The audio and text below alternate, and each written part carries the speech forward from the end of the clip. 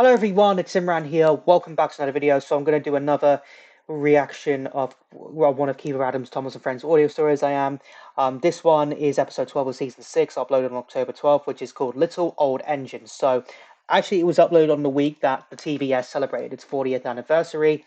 I know, like I said today, all four of my reactions have been audio stories, and I do apologize for that. But as you all know, I've been trying to catch up on season 6. Since I've not been able to react to the stories when they've initially come out due to being busy with other stuff I have. Just now I did Beware the Marty Monster which is a season 11 style story with a funny twist. You want to see me that out, I have it up in the top right corner of your screen. But after reacting to three hit era style audio stories, we're back to the classic series with a railway series with an adaptation of a railway series story that was never adapted to TBS, which is called obviously, as you can see, Little Old Engines. So yeah. I mean, I was expecting Kiefer to actually adapt a railway series story in this for one of his audio stories, but you know what? I don't mind. I don't mind. I mean, I probably don't remember much of the stories from the railway series because I'm more familiar with the TV series I am rather than the railway series I am. Or I'm trying to understand the railway series a bit more over the past 4 years I have. So that's a bit of a bonus right there. Links where I'm reacting to in the description down below as always. So without further ado, let's go ahead and get straight into this. Little Old Engines. Written and told by Kiefer Adams. Let's see how Kiefer adapts this story. "Come now, Sir Handel," said Duke one morning. "There was no need for that." "But it's true," Sir Handel huffed indignantly. What's going on here? "They're not coaches, they're trucks with seats." Sir Handel had been complaining all morning about the new coaches on the Skarloey Railway, known as Ada, Jane and Mabel. They had been given especially to Rheneas and Skarloey as an early birthday present, as their 100th birthday was not far away. 2 days to be precise. "You're just upset because we haven't got Gertrude and Millicent here," said Peter Sam. "They were proper coaches," snorted Sir Handel. "They had lovely bogey wheels and glided along the line." "Well, it's a shame they're not here, the poor dears," said Duke. "You'll never stop complaining, will you?" grunted Skarloey. "Don't mind him," said Peter Sam. "He's just used to things his way." "No, yeah. I'm not," snorted Sir Handel, and he puffed crossly away. Classic Sir Handel. "Typical," said Rusty. "Don't mind him," said Skarloey. "It'll take more than a cross patch to ruin mine and Rheneas's birthday."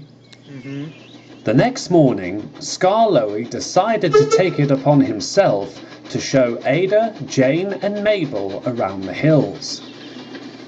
"This is lovely," said Mabel as they rolled along. "Yes, so those are the coaches right there," said Jane. Railway series characters or are you really going to be 100 years old? "I certainly am," replied Skarloey. "You must have seen some amazing changes to the railway in that time," said Ada. "Oh yes, I certainly have," replied Skarloey. "Oh, the stories I could tell you all." "Do you think we'll feel welcome here?" Mabel asked. "I think so," said Skarloey. "Don't be upset with Sir Handel, though.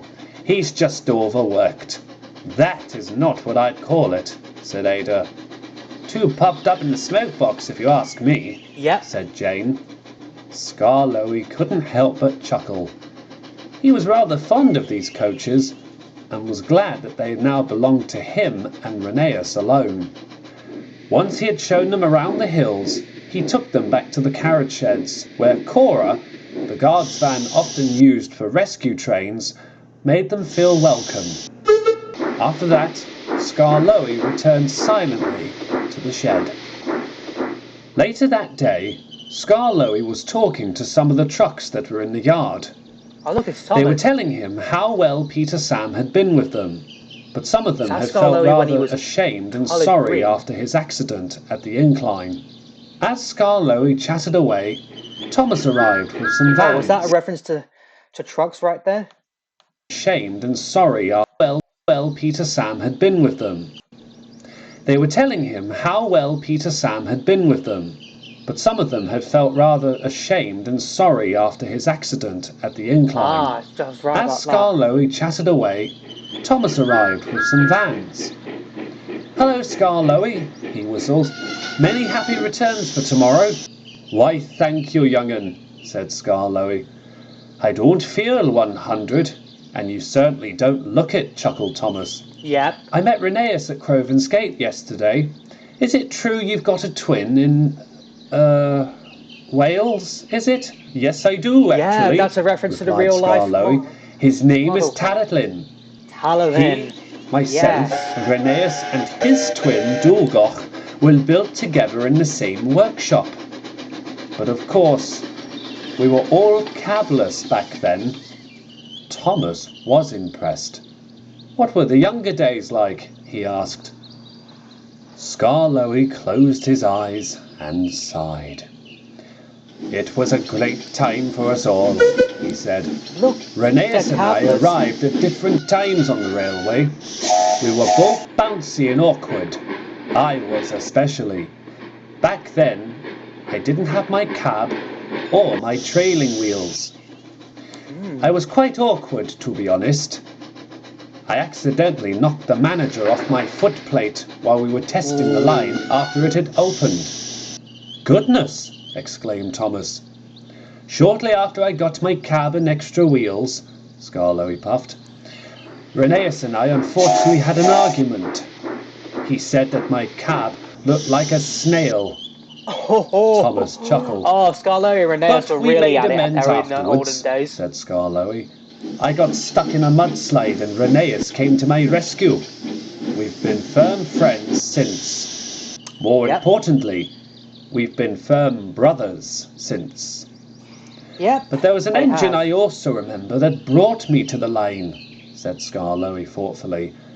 "I forgot what his name was, but he was a boxy sort of engine. Neil? Oh, the name escapes me for the moment." Just then, Thomas's driver politely interrupted.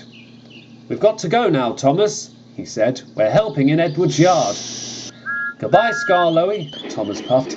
"Thanks for the stories." See you, Thomas. "My pleasure," puffed Scar Lowy. As Thomas puffed away, Scar Lowy once again closed his eyes. He sensed that tomorrow was going to be a wonderful day. Ignore the background indeed. noise, sorry. Scar Lowy was right. He and Rheneas woke up the next morning to some sort of jazz band. The drivers and firemen had found some pots and tin cans and were bashing and crashing them around the yard. The little engines joined in with their whistles, well, Rusty with his horn, and even the trucks and coaches got to have a little sing-song too.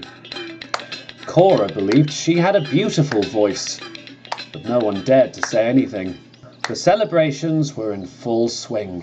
But Scar Lowy still couldn't remember the name of the engine that had brought him to the railway all those years ago. "Penny through your thoughts, old man?" asked Duncan cheekily. "Excuse me," Scar Lowy chuckled. "Respect your elders." Yep. Duncan was about to reply when a shrill whistle sounded. Scar Lowy froze. "I know that whistle," Who is he it? gasped.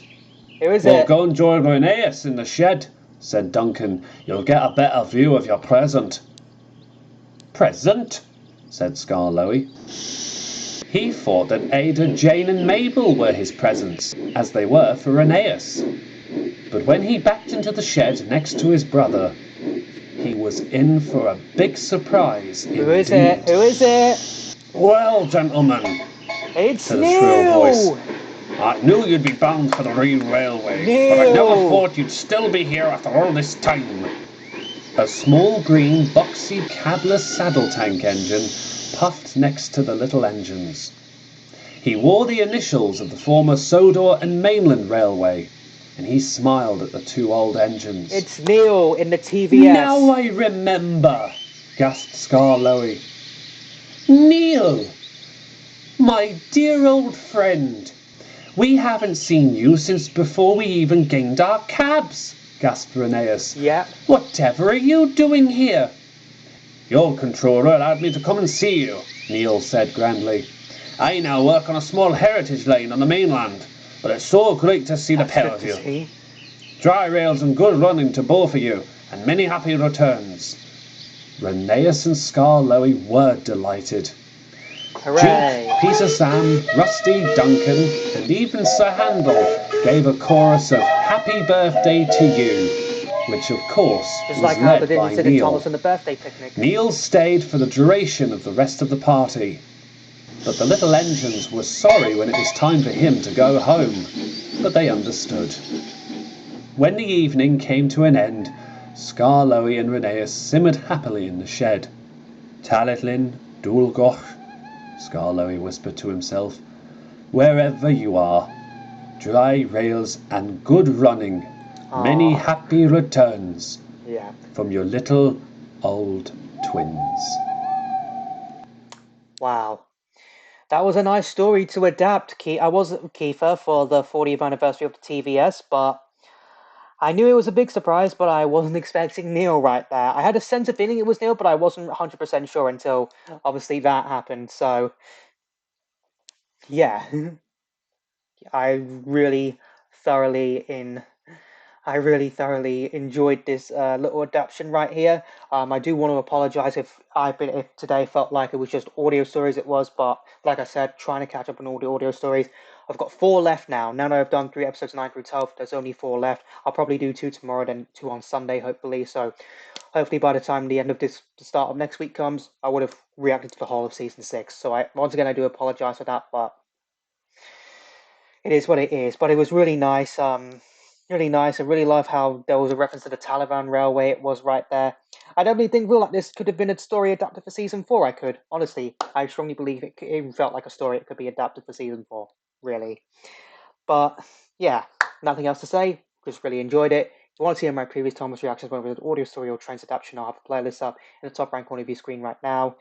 So I hope you enjoyed this video. If you did, hit that like button for me. Let me know in the comments down below what you thought of this audio story I reacted to. Also know in the comments down below what other videos you want me to react to next. Follow me on Instagram, follow me on TikTok. Links to both of them will be in the description down below. Share this video, subscribe if you're new here, ring that bell to get notified when I upload new videos when I post the community tab, and I'll see you all in the next one. Bye!